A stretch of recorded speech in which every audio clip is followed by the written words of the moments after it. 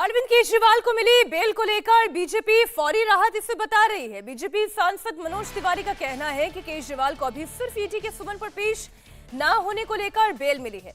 अरविंद केजरीवाल के खिलाफ ईडी ने कोर्ट का रुख किया था, जिस पर उन्हें बेल मिली है, जबकि शराब घोटाला मामले में ईडी का एक्शन जारी रहेगा।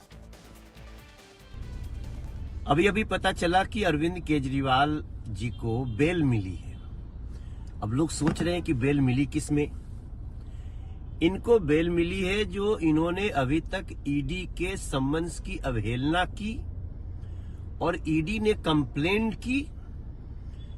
उस कंप्लेंट में जब ये कोर्ट गए तो उसके लिए इनको बेल मिली है कि चलो पीछे जो गलतियां किया है उसमें आपको अभी 15,000 के मुचलके पे 1 लाख की सिक्योरिटी पे अब ये जमानत पे इस समय हैं, लेकिन इनको कहा गया है जल्दी से ईडी के सम्मन्स का जवाब दीजिए, उपस्थित होइए, कानून का पालन करिए। इसलिए अरविंद केजरीवाल जी को जल्दी से जल्दी कानून का पालन करना चाहिए। केजरीवाल को इस मामले में राहत मिल गई है, लेकिन उन पर ईडी का शिकंजा कमजोर नहीं हुआ है। अब सवाल यह उठता है कि आखिर अरविंद केजरीवाल ईडी के रडार पर कैसे आए। ये आप पूरी क्रोनोलॉजी देखेंगे तो आप समझ जाएंगे। ईडी का कहना है कि दिल्ली में शराब घोटाला 338 करोड़ रुपए का है। इसमें से 100 करोड़ रुपए का गोवा चुनाव प्रचार में इस्तेमाल किया गया। अरविंद केजरीवाल आम आदमी पार्टी के संयोजक हैं, लिहाजा उनसे पूछताछ जरूरी है। इस मामले में गिरफ्तार Indo spirit director Sumendra Mahendru ने पूछताछ में ईडी को बताया था कि अरविंद केजरीवाल के बेहद करीबी विजय नागर ने उनसे मुलाकात फीस टाइम ऐप के जरिए केजरीवाल से करवाई थी। इस दौरान अरविंद केजरीवाल ने कहा था कि विजय नायर अपना आदमी है और उस पर भरोसा करिए। इस मामले में गिरफ्तार पूर्व डिप्टी सीएम सिसोदिया के तत्कालीन सचिव सी अरविंद ने पूछताछ के दौरान बताया था कि आबकारी नीति में 6% का मार्जिन प्रॉफिट था। अरविंद केजरीवाल की मंजूरी से ही इसे 12% किया गया। तो ईडी के रडार पर आने का कारण क्या है, जांच एजेंसी का आरोप क्या है और क्यों अरविंद केजरीवाल से ये पूछताछ जरूरी है। ज्यादा जानकारी के साथ अतुल भाटिया हमारे सहयोगी राउस एवेन्यू कोर्ट से लाइव जुड़ गए। हम अरविंद केजरीवाल पर बात करें, लेकिन एक छोटा सा अपडेट आप दे दें कि कविता की भी आज कोर्ट में पेशी होनी थी, क्या ये पेशी हो चुकी है?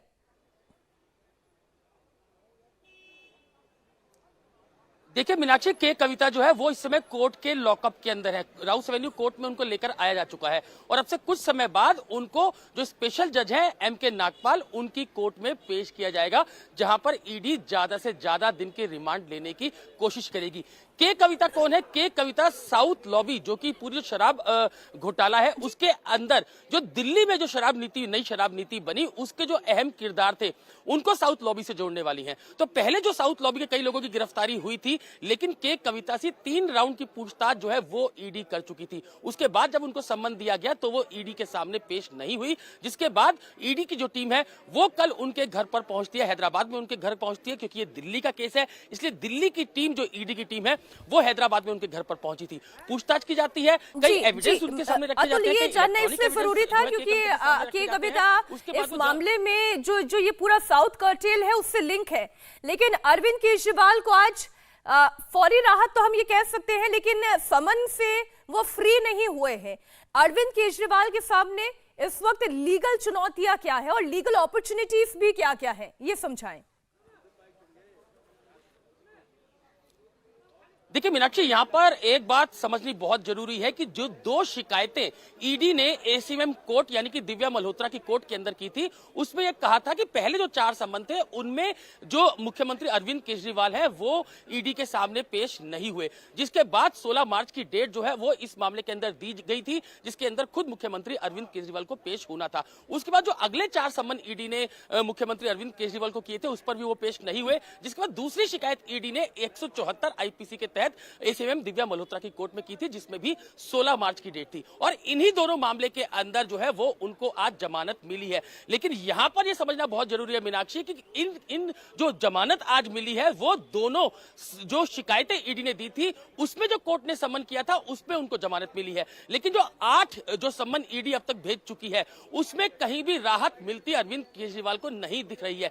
किसी भी अदालत ने मुख्यमंत्री अरविंद केजरीवाल की गिरफ्तारी, उनसे पूछताछ, उनको सम्मन देने देने के लिए कहीं भी ईडी पर रोक नहीं लगाई है। तो जी। ईडी अभी भी आगे कार्रवाई कर सकती है, पूछताछ कर सकती है कि कविता उनके पास है, और के कविता कौन है? वो साउथ लॉबी को दिल्ली आबकारी, जो नई दिल्ली आबकारी नीति बनी थी, उसके जो अहम किरदार थे उनसे मिलवाने वाली थी साउथ लॉबी को। तो अब जब के कविता ईडी के पास है, रिमांड आज ईडी लेगी और उसके बाद कोर्ट के अंदर किस तरीके का रुख ईडी करती है वो देखने वाली बात होगी। लेकिन ये जो आज जमानत मिली है मुख्यमंत्री अरविंद केजरीवाल को, वो सिर्फ उन 2 शिकायतों के ऊपर मिली है जो 174 आईपीसी के तहत कोर्ट में की गई थी, और अभी जो सम्मन ईडी लगातार कर रही थी उसमें कोई भी फौरी राहत जो है वो मुख्यमंत्री अरविंद केजरीवाल को मिलती नहीं दिख रही है। जी, बहुत शुक्रिया पूरी जानकारी के लिए अतुल आपका।